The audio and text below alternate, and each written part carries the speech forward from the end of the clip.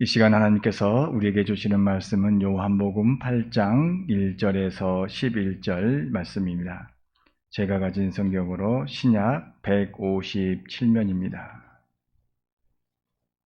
요한복음 8장 1절에서 11절 말씀입니다. 제가 봉독해 올리겠습니다. 예수는 감난산으로 가시니라. 아침에 다시 성전으로 들어오시니 백성이 다 나오는지라 앉으사 그들을 가르치시더니 서기관들과 바리새인들이 음행 중에 잡힌 여자를 끌고 와서 가운데 세우고 예수께 말하되 선생이여 이 여자가 간음하다가 현장에서 잡혔나이다. 모세는 율법에 이러한 여자를 돌로 치라 명하였거니와 선생은 어떻게 말하겠나이까? 그들이 이렇게 말함은 고발할 조건을 얻고자 하여 예수를 시험함이로라.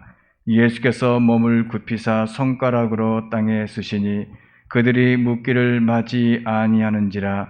이에 일어나 이르시되 너희 중에 죄 없는 자가 먼저 돌로 치라 하시고 다시 몸을 굽혀 손가락으로 땅에 쓰시니 그들이 이 말씀을 듣고 양심의 가책을 느껴 어른으로 시작하여 젊은이까지 하나씩 나가고 오직 예수와 그 가운데 섰는 여자만 남았더라. 예수께서 일어나사 여자 외에 아무도 없는 것을 보시고 이르시되 여자여 너를 고발하던 그들이 어디 있느냐? 너를 정죄한 자가 없느냐? 대답하되 주여 없나이다. 예수께서 이르시되 나도 너를 정죄하지 아니하노니 가서 다시는 죄를 범하지 말라 하시니라.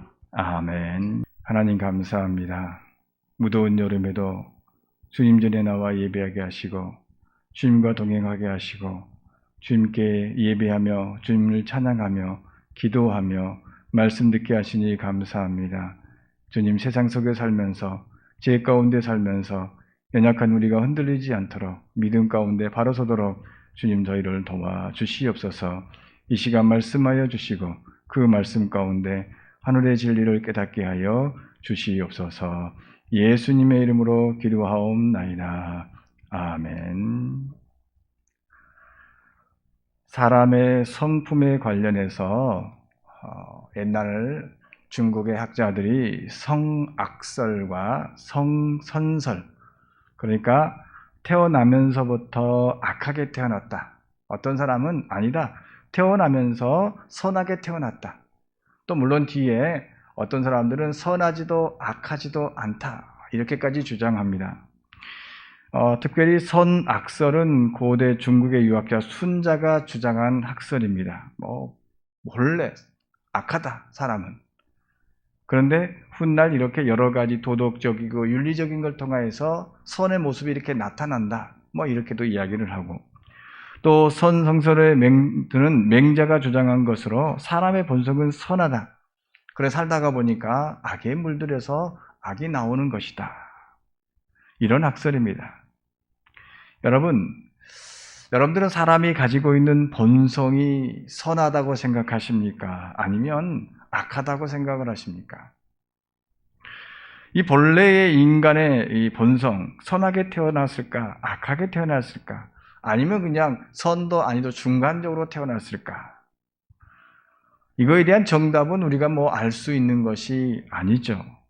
마치 닭이 먼저냐, 달걀이 먼저냐, 이런 것이죠. 어떤 결론을 낸다는 것은 무의미할 것입니다. 문제는 사람이 어떻게 태어나든지 중요한 것이 아니라 사람에게는 모두 다 죄가 있다라고 하는 거죠. 죄가 없는 사람이 없다라고 하는 사실. 선성설을 주장하고 선악설을 주장하든 아니면 그냥 가운데 이것도 저것도 아니다라고 주장하든 간에 사람의 마음, 그 누구의 모든 마음에는 바로 연약함 가운데 죄성이 있다라고 하는 것이죠. 그래서 사도 바울은 로마 교회를 향해서 이렇게 말을 하고 있습니다. 기록된 바 의인은 없나니 하나도 없으며 깨닫는 자도 없고 하나님을 찾는 자도 없고 다 치우쳐 한 가지로 무익하게 되고 선을 행하는 자는 없나니 하나도 없다. 사실은 이 사도 바울의 이 말은 다윗의 시편, 다윗이 지은 14편을 인용하여서 사람들 모습 가운데 죄가 있음을 고발하고 있는 그러한 말인 것입니다. 그렇습니다. 이 세상 사람 누구도, 또 성경에 있는 인물 예수님 빼고 누구도 모두 다 죄가 있었습니다. 모두 다 죄가 따라다녔습니다. 아담과 하와 이후로부터 사람의 존재는 아무리 복되게 선하게 살려고 해도, 하나님의 은혜를 받아도, 사랑을 받아도 그렇게 죄된 모습이 있었습니다. 다윗이나 바울의 이야기가 아니라도 우리에게 죄가 있다라고 하는 성경에 있는 그것을 보지 않더라도 부인하기 힘든 사실입니다. 우리 마음 가운데 숨어있는 이 죄의 모습, 그 모습이 없다라고 하는 사람 없을 것입니다. 다만 그것을 인정하는 사람이 있는가 반면에 그렇지 않고 죄를 죄로 인정하지 않는 사람만이 있을 뿐인 것입니다. 그러니까 모든 사람에게는 죄가 있는데 어떤 사람은 나는 죄가 있고 연약한 사람이다라고 고백하는 사람이 있는가 반면에 나는 죄가 없다 이렇게 이야기하는 사람이 있는 것입니다. 자신의 죄를 인정하는 사람은 죄에서 멀어지려고 하지만 반면에 그렇지 않는 사람은 죄에 점점 빠져가게 되는 것이죠. 그러니까 자신의 죄, 자신의 연약함을 인정하는 사람은 어떻게 되느냐? 죄에서 멀어지려고 하는 거죠. 하지만 나는 죄가 없다라고 생각하는 사람은 오히려 그 죄 가운데 점점 깊이 빠져가게 되는 것입니다. 이 죄의 문제를 해결하기 위해서 오늘 본문에 등장한 서기관들과 바리새파 사람들은 누구보다도 열심적으로 율법을 연구했습니다. 그러니까 율법이면 이것을 지키면 바로 우리가 의롭게 살 수 있고 죄에서 벗어날 수 있다 이렇게 생각을 했습니다. 여기서 율법은 모세 오경이라고 하는 즉 창세기, 출애굽기, 레위기, 민수기, 신명기 우리 구약 성경의 제일 앞에 있는 5권의 책을 의미합니다. 그들은 이 5권의 책, 그 율법을 암기할 정도로 대단한 열심을 가졌습니다. 그리고 또한 그곳에 있는 여러 가지 법들을 지키려고 엄청난 노력을 기울였습니다. 그래서 예수님은 이 율법을 연구하고 지키는 사람들, 이들을 보면서 제자들에게 이런 말씀을 남기셨습니다. 내가 너희에게 이르노니 너희의 의가 이 서기관과 바리새인보다 더 낫지 못하면 결코 천국에 들어가지 못하리라. 그러니까 그들의 의가 정말 대단했던 것이죠. 그렇습니다. 율법을 지키고 또 연구하는 이들, 그들은 정말 그 당시에 종교적으로 또 인정받는 사람이었습니다. 그들보다 뛰어난 사람은 없다라고 할 정도였습니다. 그들은 눈에 보이는 이 의로움은 누구하고도 비교 없을 만큼 훌륭했으며 타의 추정, 다른 사람의 추정을 불허했습니다. 그들은 율법에 기록된 것을 지킴으로써 죄에 빠지지 않고 의로운 삶을 살려고 부단히도 노력했던 그 노력만큼은 누구도 인정하지 않을 수 없을 만큼 훌륭했습니다. 그렇게 그들은 그런 인정, 그런 노력을 통해서 스승으로 인정받으면서 그들은 그 자리를 그렇게 묵묵히 지켜오고 있었습니다. 그런데 그들이 지금 예수님을 시험하여 고발할 구실을 찾고 있습니다. 어쩌다가 하나님의 말씀대로 살고 또 하나님의 말씀을 받아서 그대로 살려고 노력하는 사람들이 그렇게 되었을까? 하나님의 말씀을 전하는 예수님을 향해서 어떻게 이런 마음을 품었을까? 또 예수님을 향한 미움이 어디서부터 생겨났을까? 그들을 보면 참으로 안타까운 일이 아닐 수 없습니다. 서기관들은 성경에 관한 지식이 누구보다 많았으며 바리새인들은 율법에 대한 지극한 충성이 있었음에도 불구하고 지금 예수님을 몰라보고 있는 것입니다. 그들은 지금 한 인간, 이 가늠한 여자를 잡아다가 도구로 삼아서 진리 대신 예수님을 넘어뜨릴 계략을 세우고 있는 것입니다. 이들의 모습, 사두개인과 바리새인의 이들의 모습은 어떤 모습으로 알 수 있느냐면 이 사도 바울이 다메섹에서 예수님을 만나기 이전의 모습입니다. 그들은 하나님의 정의라고 하는 것과 또 하나님의 법이라고 하는 것을 지키기 위해서 물불을 가리지 않았습니다. 때로는 잡아 죽이기도 하고 감옥에 가두기도 하고 하나님의 이름으로 그렇게 자행을 했던 것이죠.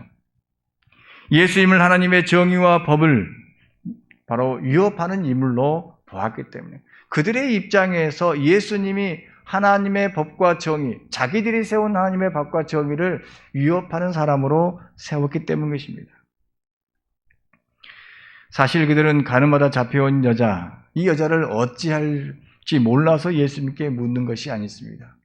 모세의 율법에는 돌로 쳐 죽이라고 했는데 당신은 어떻게 하겠습니까? 시험하는 것이죠. 그럼에도 불구하고 그들이 예수님께 묻고 있는 것은 율법에 대한 과잉 충성과 하나님에 관한 잘못된 지식 때문이었다. 저는 이렇게 평가를 하고 있습니다. 하나님의 말씀을 알기는 알되 잘못 이해하는 것과 또 율법에 대한 과잉적인 충성, 율법을 오해함을 통해서 율법을 너무나 잘못 해석하는 그러한 모습들이 보이고 있었던 것입니다.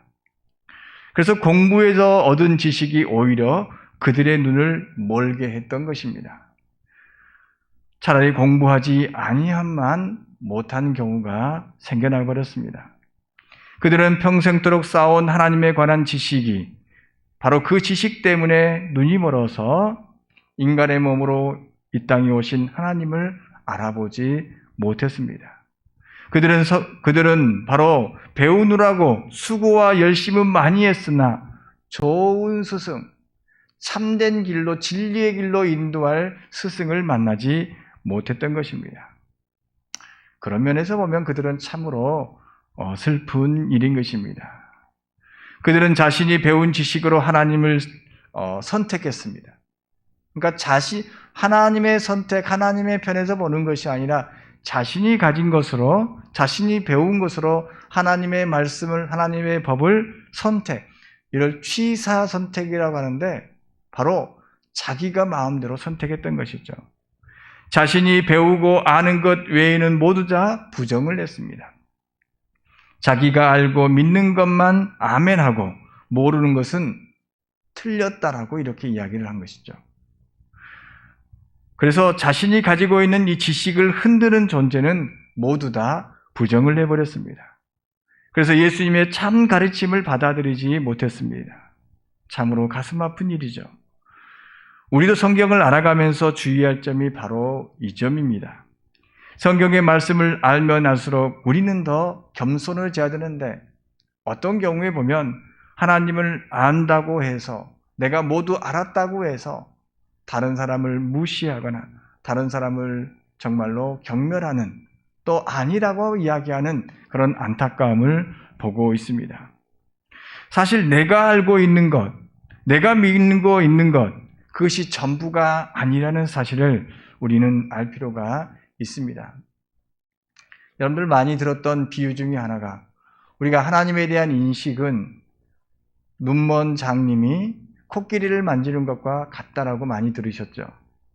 우리는 아직 온전하지 못하여서 코끼리를 만지는데 어떤 사람은 다리를 만지고 야, 하나님은 이렇게 기둥 같은 우리를 받쳐주는 기둥 같은 분이구나. 어떤 사람은 꼬리를 만져서 야, 이렇게 살아서 움직이고 우리와 함께 하시는 분이구나. 어떤 사람은 코를 만지면서 어떤 사람은 귀를 만지면서 그렇게 하나님에 대한 고백이 있는 것이죠. 그런데 어떤 사람이 나는 기둥 같다라고 했을 때 아니야 꼬리 같다고 해서 싸우면 안 된다라고 하는 것이죠.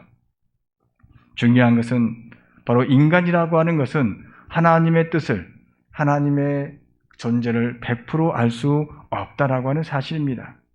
우리는 우리에게 주어진 것만 알고 있을 뿐 그렇지 모르는 것은 그렇지 않는 것은 모른다고 하는 사실인 것입니다. 그래서 우리가 어떤 것을 하나님의 말에 대해서 이야기할 때 틀렸다라기보다는 모른다라고 표현할 때가 더 많아야 할 것입니다. 그러면 누가 하나님의 뜻을 완전히 깨달았다고 하면 내가 하나님에 대해서 완전히 모든 것을 받았다라고 하는 그 사람을 멀리하십시오. 이런 사람이 어떤 사람입니까? 누누이 말씀드리지만 이단들이 그렇죠. 내가 하나님의 말씀을 온전히 100% 받았다. 하나님으로부터 온전히 모든 것을 받았다. 이렇게 말하는 사람들이 바로 이단들인 거죠. 신천지의 이만희로부터 시작해서 자기가 성령의 직접 계시를 받았다라고 하는 대부분의 사람, 아니 전부가 하나님을 모르는 사람인 것입니다. 그들은 하나님을 온전히 알고 믿는 것이 아니라 자신이 알고 있는 것을 믿고 있는 사람입니다. 그러니까 온전히 알고 믿는 것이 아니라 자신이 알고 있는 그거 몇 가지가 진짜라고 믿고 사는 사람들인 것이죠. 그래서 그것이 아니라고 하는 사람들은 그런 사람들을 무시하고 멸시하고 틀렸다라고 정죄하는 것입니다. 저와 여러분은 우리가 아는 범위 안에서 믿고 또 아는 범위 안에서 따르고 있는 것입니다. 반면에 우리가 좀 더 믿음을 더 갖고 더 알아가기 위해서 신앙에 열심을 내고 있을 뿐인 것입니다. 그러하게 오늘 또 말씀을 읽으면서 하나님의 음성을 듣고 와서 하는 것이 바로 우리의 삶이라고 할 수 있는 것입니다. 또한 서기관들과 바리새이들은 자신에게 주어진 힘으로 정의를 외쳤습니다. 자신이 가지고 있는 지식에 맞는 이 법만을 진리라고 외쳤을 뿐만 아니라 자신의 편에 서 있는 사람들을 정의라고 외쳤습니다. 예수님 당시에는 이 종교가 지배하던, 그러니까 종교가 정치 위에 있던 시대인 것입니다. 그래서 종교 지도자들이 대단했습니다. 그래서 당시에는 특히 이스라엘은 서기관과 바리새인들은 율법을 중심으로 또 제사장과 사두개인이라는 사람들은 제사를 중심으로 어떤 종교를 움직여왔습니다. 그래서 둘이는 항상 율법이 먼저야, 아니야, 제사가 먼저야, 그러면서 싸웠던 것입니다. 힘겨루기를 했던 것입니다. 그래서 훗날에 그들이 예수님께서 이 잘못된 말씀을 전하는 사람들과 잘못된 제사를 사람들에서 비판할 때 둘이는 힘을 모아 예수님을 죽이려고 했던 것이죠. 그들은 힘이 있어야 살아남는다 생각해서 자신의 힘을 위협하는 존재를 제거해 나갔던 것입니다. 그래서 이번의 대상은 바로 예수님이었습니다. 앞전에는 세례 요한을 죽였고 이제는 예수님을 죽이려고 하고 있는 것입니다. 예수님은 서기관들과 바리새인들이 가지고 있던 질문, 또한 그들이 잘못된 가르침을 흔들었습니다. 그러니까 예수님께서 오늘 본문에 있는 대로 보면 사람들이 모였을 때 하나님의 말씀을 전했는데 그 말씀을 통해서 서기관들과 바리새인들의 잘못된 것들을 흔들고 고쳐주었습니다. 그랬을 때 많은 사람들이 예수님께 몰려왔습니다. 이 모습을 본 서기관들과 바리새인들은 긴장을 했던 것이죠. 그래서 그들은 예수님을 죽여야만 자신들이 산다, 이런 생각을 했던 것이죠. 그래서 예수님을 꼼짝 못하게 하려고 가늠한 여인을 데리고 온 것입니다. 모세의 율법대로 돌로 죽일 것인가? 아니면 모세의 율법을 어기고 사랑으로 풀어줄 것인가? 예수님은 지금까지 모세의 율법을 흔드는 이야기를 계속 하셨습니다. 대표적인 것이 바로 안식일법인 것이죠. 예수님은 죽을 병도 아닌 사람을 안식일에 고치시면서 안식일의 주인은 인자고 이 안식일에는 모든 사람이 평안을 얻어야 된다라고 하는 그 말씀을 전하셨습니다. 그 일 때문에 율법을 중요시하던 사람들에게 미움을 샀고 이번에는 제7계명인 이 간음을 가지고 예수님을 시험하라고 온 것입니다.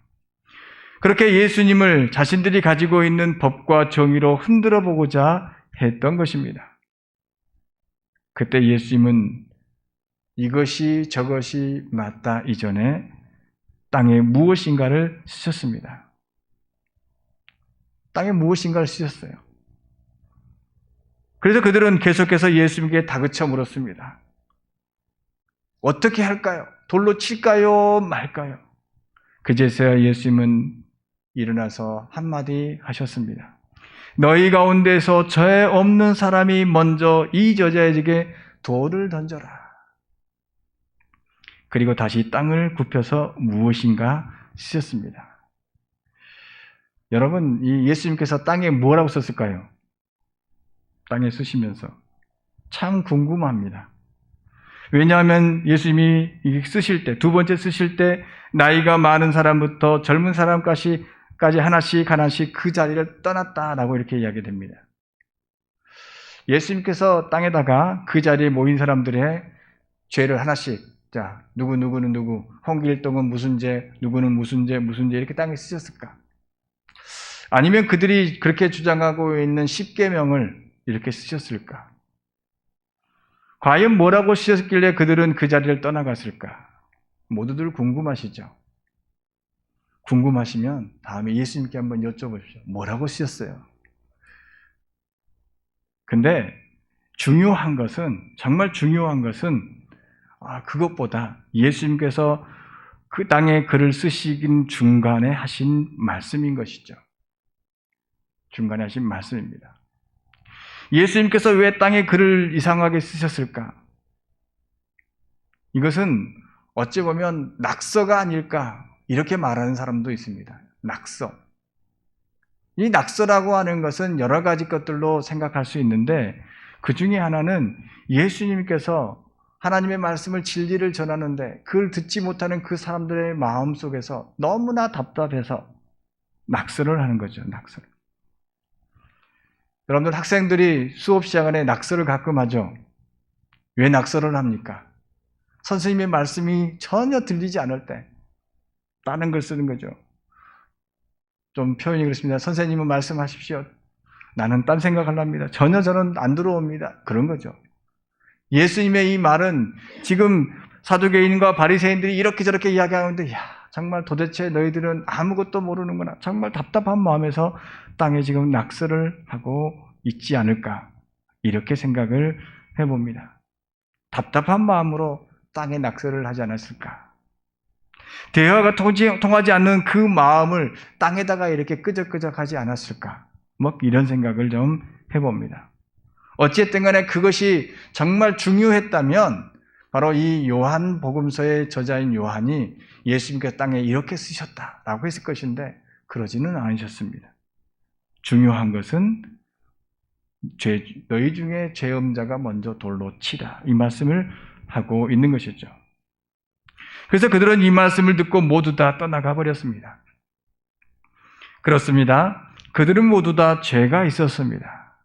그래서 예수님의 이 한마디 그 말씀을 들은 그 사람들은 그 자리를 떠나갈 수밖에 없었습니다. 그들은 알았던 것이죠.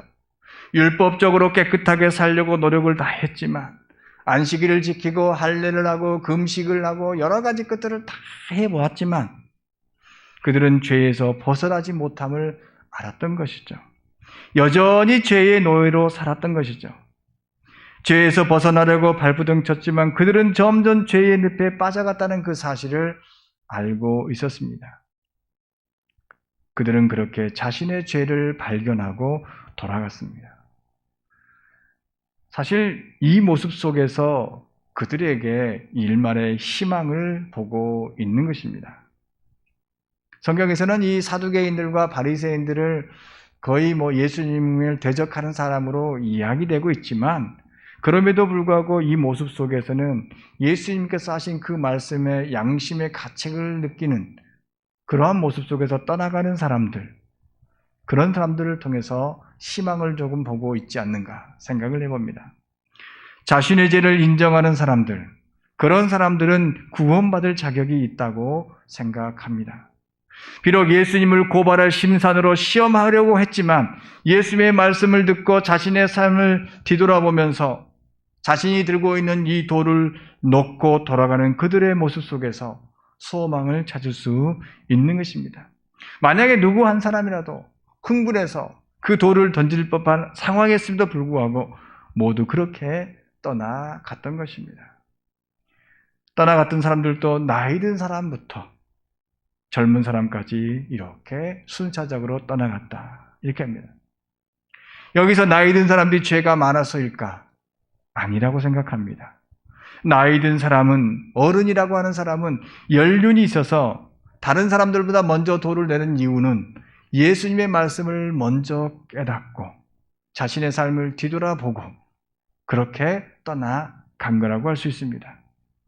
그래서 제일 먼저 그 자리를 떠난 사람들은 참으로 큰 사람, 어른이 되는 것입니다. 단순히 나이가 많은 사람이 아니라 진짜 어른으로서 모범을 보이는 사람, 그렇게 모범을 보이는 사람이었습니다.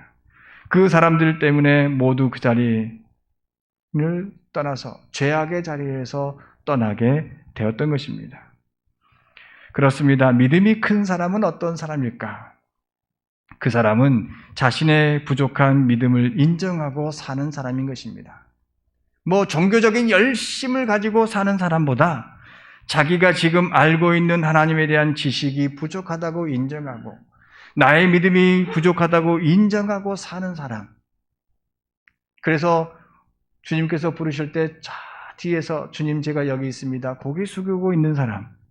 그 사람이 진짜 큰 사람, 큰 믿음을 가진 사람이라 할 수 있습니다. 하나님에 대한 지식이 부족하다고 생각하는 사람은 하나님을 더 알려고 노력하려고, 믿음이 없는 사람은 믿음을 더 가지려고 노력하기 때문에 그 사람은 진짜 믿음의 사람이요, 믿음의 큰 사람이라고 할 수 있는 것입니다. 그런 사람은 하나님에 대해 알면 알수록 고개를 숙이면서 믿음의 열매를 하나씩 맺어가는 사람입니다. 자신이 가지고 있던 모든 것을 내려놓고 주님이 주신 능력으로 살려고 노력하는 사람, 그런 사람이 바로 믿음의 어른이라 할 수 있습니다. 지식과 힘을 자랑하는 것이 아니라 진리를 구하며 하나님의 다스림을 받는 저와 여러분 되기를 간절히 소망합니다. 이렇게 떠나간 자리에 남아있는 사람은 바로 예수님과 여인뿐이었습니다. 그때 예수님이 한마디 하십니다. 여자여 너를 정죄한 사람들이 어디 있느냐? 여자가 대답합니다. 한 사람도 없습니다. 예수님께 또다시 말씀하십니다. 나도 너를 정죄하지 아니하노니 가서 다시는 죄를 범하지 말라. 이것이 예수님의 마지막 부탁이었습니다. 다시는 가서 죄를 짓지 말라. 사실 이 말씀은 앞에서 안식일에 병자를 고치신 후 38년 된 병자를 고치신 후 다시 만나서 그 사람에게 말한 내용입니다. 그 사람에게 다시는 죄를 짓지 말라 이렇게 말씀을 하고 있습니다. 다시는 이 말씀을 오늘 사는 우리에게 하신 예수님의 음성입니다. 우리는 모두 다 죄에서 자유로울 수 없습니다. 연약하기 때문에 우리는 화도 내고 시기도 하고 때로는 거짓말도 합니다. 그럴 때일수록 우리는 우리 자신을 돌아봐야 합니다. 죄가 없는 사람이 먼저 돌로 치라. 이 음성 속에서 우리는 우리의 죄악된 모습을 발견해야 됩니다. 그러면서 하나님의 도우심을 발견하면서 주님의 음성, 다시는 죄를 짓지 말라. 이 음성을 들어야 합니다. 우리는 연약함이기 때문에 하나님의 도우심이 필요합니다. 하나님은 연약한 자, 그리고 그 연약한 자를 돌보시는 자를 도우십니다. 하나님은요, 연약한 사람을 돌보시는데 더더욱이 돌보시는 것은 그 연약한 사람을 돌보는 사람, 그 사람을 하나님께서는 도우십니다. 그들과 함께 하십니다. 우리는 모두 다 죄가 있습니다. 하지만 그 죄를 이길 수 있는 것은 주님께서 말씀하신 진리의 길로 인도하시는 그것입니다. 진리의 말씀으로 또한 성령의 능력으로 죄악을 이기며 사는 성도가 되어야 할 것입니다. 우리는 주님께서 우리를 인도하시고 붙잡아 주시고 또한 우리의 연약함을 깨닫게 하시고 진리의 길로 인도하심을 믿고 사는 성도입니다. 그러므로 날마다 주님의 말씀으로 진리 가운데 사는 저와 여러분들이 되시기를 바랍니다. 이건 다름 아닌 우리의 삶을 예수님의 삶과 이렇게 비추어 보면 됩니다. 우리의 삶을 어떻게 반듯하게 되어 있는지 안 되어져 있는지 비추어 보면 아는 것이죠. 저는 항상 단에 오를 때마다 걱정이 되는 것이 한 가지 있는데 이 두 개가 우리 교단 마크인데 교단 마크가 삐뚤어졌는지 안 삐뚤어졌는지 항상 챙기고 올라옵니다. 그런데 올라오면서 어느 순간 이렇게 비틀어져 있습니다. 그래서 뒤에 있는 화면을 보고 다시 맞춥니다. 이게 뭐냐면 우리가 항상 우리의 삶을 예수님의 삶으로 맞추어서 내가 한번 이렇게 옳게 했다고 하지만 그것이 또 틀어질 수가 있거든요. 그럴 때마다 계속해서 맞추어가고 틀렸는지 맞췄는지 조정해가는 그러한 삶. 우리는 연약하기 때문에 죄에서 완전히 벗어날 수 없지만 그렇게 계속 맞춰가다 보면 우리는 죄에서 벗어나서 예수님처럼은 아니지만 예수님을 닮은 사람으로서 진리 가운데 사는 성도가 되는 것입니다. 사랑하는 성도 여러분, 이 진리 가운데에서 죄악에서 벗어나는 그 삶을 사는 저와 여러분 되기를 간절히 바랍니다. 하나님 감사합니다. 죄악을 이기기 위해서 날마다 주님을 바라봅니다. 주님의 삶을 바라봅니다. 주님께서 어떻게 사셨는지, 어떻게 우리에게 말씀하셨는지를 우리는 듣습니다. 주님을 바라보면서 주님의 음성을 들으면서 죄악을 이기며 살아가게 하여 주시옵소서. 주님과 함께 빛 가운데 사는 성도가 되게 하여 주시옵소서. 특별히 약한 자를 돌보는 자로서, 연약한 자를 돌보는 자로서 믿음의 사람으로서 살아가게 하여 주시옵소서. 예수님의 이름으로 기도하옵나이다. 아멘.